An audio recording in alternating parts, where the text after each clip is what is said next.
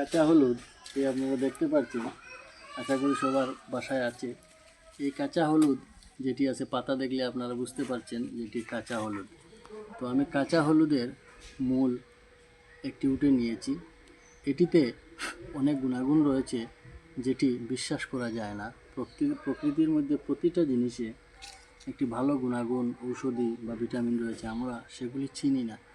এই যেটি হলো, এটি হলুদের এটি মূল। এটিতে অনেক বেশি অ্যান্টিঅক্সিডেন্ট রয়েছে, হার্টের রোগীর জন্য অত্যন্ত ভালো। কাঁচা খেলেও ভালো, গুঁড়া খেলেও ভালো। তাছাড়া এই হলুদটি দুধে মিশিয়ে খেলে আপনার কোষ্ঠকাঠিন্যতা দূর করবে। তো এইভাবে আপনারা চাইলে সকালে খালি পেটে এক টুকরো হলুদ কাঁচা চিবিয়ে খেতে পারেন। এটি অত্যন্ত স্বাস্থ্যের পক্ষে ভালো। কোলেস্টেরল যাদের আছে, কোলেস্টেরলের কারণে হাই প্রেশার বা আপনার হাড়ের হৃদরোগ বা হাড়ের রোগ সমস্যা থাকতে পারে, এটি কোলেস্টেরলের জন্য। আর এটি কোলেস্টেরল দমন করতে অত্যন্ত ভালো কাজ করে।